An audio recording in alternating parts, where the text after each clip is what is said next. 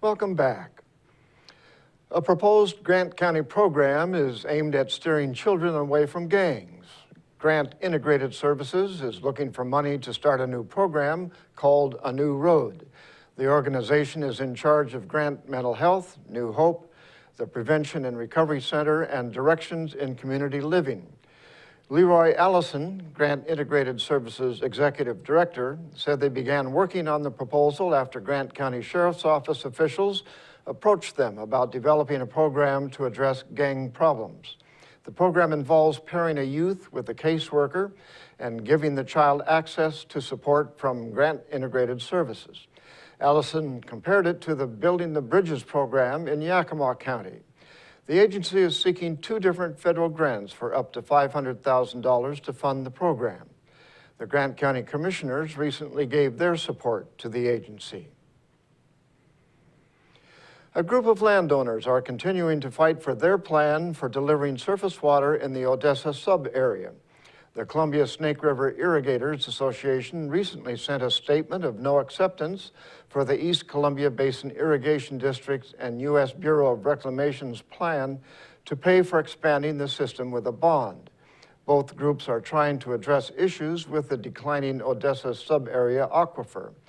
As a way to address the decline, state and federal agencies want to switch roughly 87,000 acres of farmland from using wells to irrigate their farmland to using surface waters. The association spent the past year arguing for a $40 million privately funded expansion of the system. Their plan is for the farmers receiving water from the project to pay their costs for constructing the infrastructure. The East Columbia Basin Irrigation District's plan is to expand the system using a bond. A swarm of children will pick up about 6,000 eggs in McCosh Park within minutes of noon on Saturday. The Moses Lake Lions Club returns with the annual citywide Easter egg hunt. Organizer Sue Hodges said families can have their picture taken with the Easter Bunny starting at 11 a.m. Children ages 3 through 10 are divided by age groups before they start collecting eggs at noon. A new group of children with disabilities was added this year. As some children pick up eggs, they will find some contain tickets that can be redeemed for prizes, such as bubble wands, frisbees, and Easter baskets. The Quincy Moose Lodge plans its annual Easter egg hunt at 10 a.m. on Saturday at East Park, which is south of State Route 28 at H Street Southeast. Children up to 4th grade can participate. And in George, on Saturday, the Georgettes will host an Easter egg hunt at 9 a.m. at George Community Park. A bake sale is taking place at the George Community Hall at 403 West Montmorency Boulevard. In Soap Lake, children can take part in 2 Easter egg hunts on Saturday. The first is when John's Foods grocery store puts on the Francis Asker Memorial Easter egg hunt at 7:30 a.m. The event is intended for children through 3rd grade. The second is at McKay Healthcare and Rehabilitation Center. The event starts at 11 a.m. Saturday. McKay patients are filling several thousand eggs for the event at the nursing home located at 127 2nd Avenue. In Northwest news, Seattle's new minimum wage laws took effect on Monday, raising minimum wage to $11 an hour. The new law will eventually raise the city's minimum wage to $15 an hour by the year 2017. Como's Alyssa Jaffe has reactions from some workers who got a bump in pay. It's April 1st, and when I clock in, I'll be getting $11.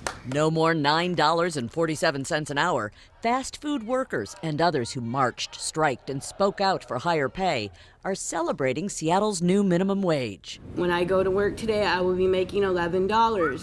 I've had the same job for 6 years and have never gotten a raise. Step 1 of the city law that will eventually raise minimum wage to $15 an hour means pay bumps to workers at big companies and national chains that have until 2017 to reach 15. Smaller businesses have 7 years to comply.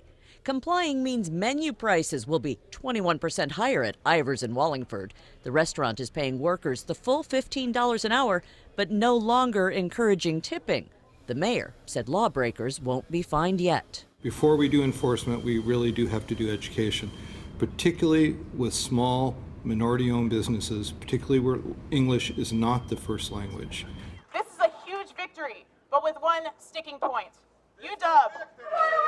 There were demonstrations, not celebrations, at the University of Washington.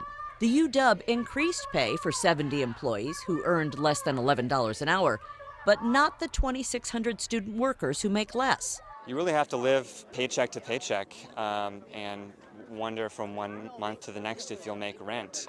Protesters took their grievances all the way to the interim president, who's forming a task force to deliver answers in a few weeks. It is our intent to follow the same timelines as the city to get to 15.